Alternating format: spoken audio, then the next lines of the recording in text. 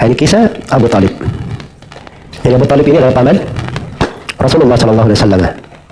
Begitu ayah Nabi Abdullah bin Abdul Muttalib meninggal, ayah Nabi Abdullah bin Abdul Muttalib meninggal, dan Rasulullah SAW masih dihamilkan oleh ibunya. Begitu Rasulullah SAW dilahirkan, maka beliau diasuh oleh kakeknya Abdul Muttalib. Nabi yang yatim, lahir dalam keadaan yatim, diasuh oleh kakeknya Abdul Muttalib.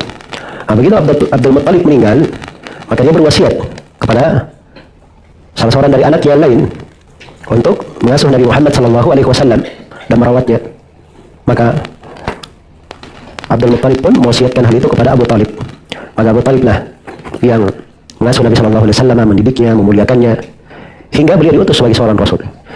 Abu Talib pun membela Nabi SAW, melindunginya, dan menolak gangguan terhadap beliau yang datang dari orang-orang Quraisy, sampai kejadian-kejadian yang melimpah, kejadian yang berat, itu dialami juga, diikuti juga oleh siapa?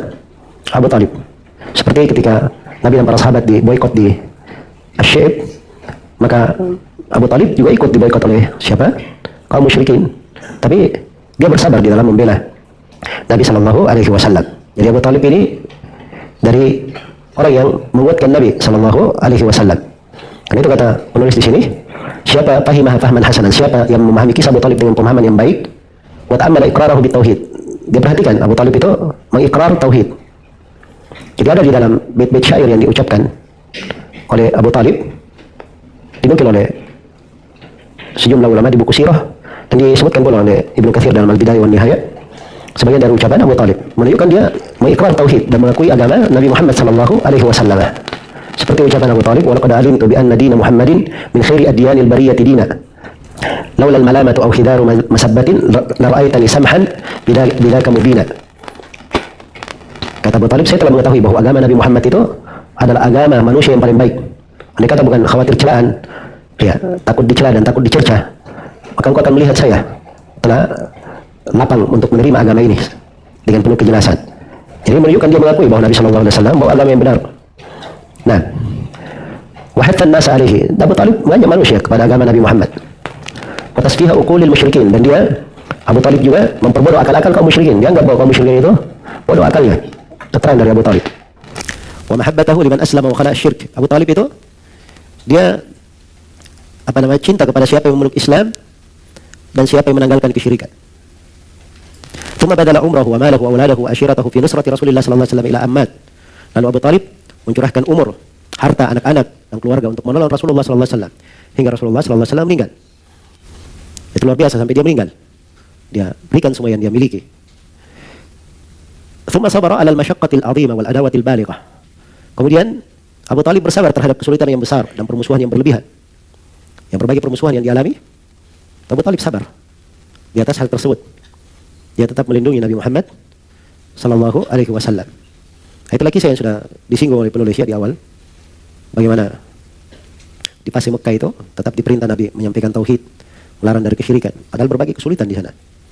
Tapi subhanallah, Allah mudahkan, ada pamannya Abu Talib yang melindunginya, memperingan. Tapi ujian itu datang setelah pemboikotan. Ya, maka di masa pemboikotan itu Abu Talib, Nabi sallallahu alaihi wasallam tertimpa berbagai ujian yang lain, meninggal istrinya Khadijah. Ya, yang selama ini selalu menyejukkan hati beliau, membantunya dengan jiwa dan hartanya. Ya, kemudian setelah itu meninggal pamannya Abu Talib. Meninggal pamannya Abu Talib, maka semakin besar gangguan terhadap Nabi dan para sahabat. Karena itulah Nabi sallallahu alaihi wasallam izinkan dari para sahabatnya yang berhijrah ke Habasyah. Sebab di Habasyah, rajanya An-Najasyi itu didengar bahwa dia adalah seorang raja, siapa yang tinggal di sisinya tidak ada yang ditolimi. Ya, tidak ada yang ditolimi apapun agamanya. Maka datanglah sejumlah kaum muslimin ke sana, mereka berhijrah ke Habasyah. Di antara mereka adalah Utsman bin Affan radhiyallahu taala anhu, beliau berhijrah ke Habasyah. Iya. An-Najasyi sendiri itu masuk Islam. Itu menjadi keberadaan para sahabat di sana, itu menjadi sebab An-Najasyi masuk Islam. Ya, dan itu ada kisahnya bagaimana dia masuk Islam. Ketika kaum musyrikin mendengar para sahabat berhijrah ke sana, tidak berhenti kaum musyrikin, disusul oleh mereka ke sana. Dibawakan hadiah untuk Najasyi agar supaya mereka ini dikembalikan ke mana? Ke Mekah. Supaya diusir oleh Najasyi. Ya, tapi Najasyi dia berlaku adil. Maka dipanggillah kedua belah pihak. Ya. Diundang dalam sebuah perdebatan. Ada sahabat, ada kaum musyrikin. Nah, maka di situ terjadi diskusi. Dari situ Najasyi dia mengenal kebenaran Nabi Muhammad SAW dan dia mengetahui tanda-tanda kenabian Nabi Muhammad sebagaimana yang dibaca di kitabnya. Iya. Dan apalagi setelah dibacakan kepada Najasyi surah Maryam, maka dia menangis mendengarkan surah tersebut. Nah, setelah tidak berhasil ini, kaum musyrikin kembali. Jadi antara sahabat ada yang berhijrah ke Habasyah. Ya, bahkan sebagian ulama sejarah mengatakan 2 kali hijrah ke sana. Ada 2 kali hijrah ke Habasyah. Iya, menunjukkan besarnya gangguan yang menimpa Nabi SAW dan para sahabat. Maksudnya di sini bahwa Abu Talib di sebagian keadaan itu mengalami dari ujian dan cobaan tersebut, tapi dia sabar dalam membela Nabi SAW. Baik. Akan tetapi kata penulis, walakin lam yadkhul fihi wa lam yatabarra min dinihi al-awwal. Tetapi Abu Talib ini tidak memeluk Islam dan tidak berlepas diri dari agamanya yang pertama, maksudnya agama kaum musyrikin. Iya. Lam yasir musliman, maka dia tidak menjadi muslim. Ma'annahu ya'tadir an dzalika bi anna fihi masabbatan li abihi Abdul Muttalib wa li Hashim wa ghairihima min masyayikhihim, thumma ma qarabatihi wa nusratihi istaghfara lahu Rasulullah sallallahu alaihi wasallam. Jadi dia tidak menjadi muslim dengan hal tersebut. Padahal kalau ditanya apa alasannya kenapa enggak masuk Islam? Abu Talib sebut dia punya alasan. Alasannya karena kalau dia masuk Islam itu artinya dia mencela ayahnya. Mencela ayahnya sendiri Abdul Muttalib, mencela kakeknya Hashim, dan mencela nenek moyang mereka yang lainnya.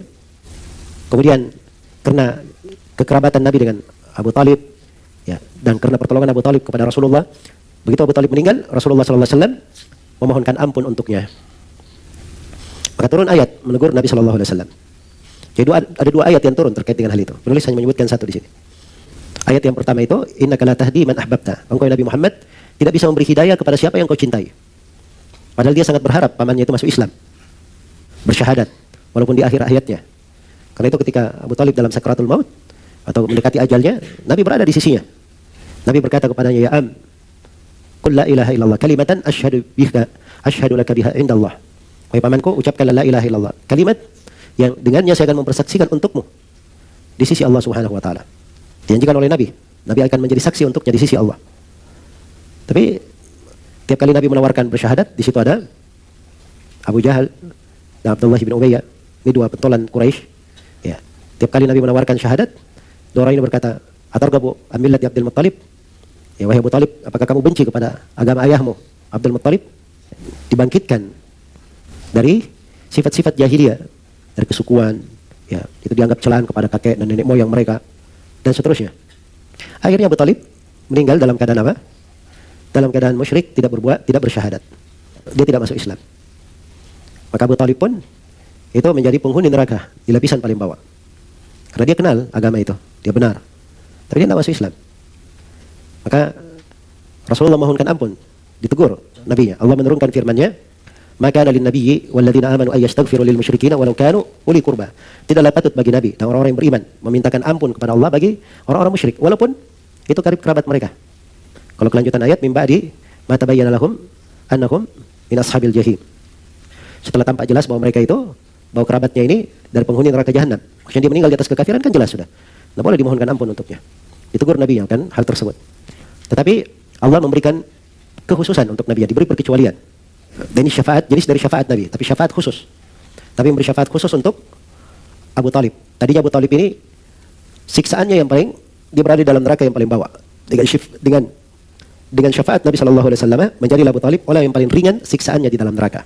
Ya, siksaannya itu disebut di dalam Sahih Muslim, 2 trompa yang dipanaskan, belum lagi kaki menyentuh trompa itu, kepalanya sudah mendidih. Ya, kepalanya sudah mendidih. Ini bisa dipayangkan ya, panasnya trompa tersebut. Kita kalau pakai sandal itu, sandalnya misalnya dari besi dibakar sampai merah, ya kalau dipakai paling yang panas mana? Ya kakinya, kan begitu. Nah sampai ke, jangankan kepala betis saja tidak terasa panas. Yang panas itu di kakinya, yang di telapak kakinya. Nah, tapi ini subhanallah, belum lagi kakinya masuk, kepalanya sudah apa? Sudah mendidih. Ya, karena diantara jenis neraka itu, ya banyak bentuknya ya. Ada neraka yang membakar sampai ke hati yang paling dalam, api itu. Ada yang lebih daripada itu. Nasallallahu alaihi wasallam. Baik. Jadi dilarang Rasulullah SAW memohonkan ampun untuk pamannya.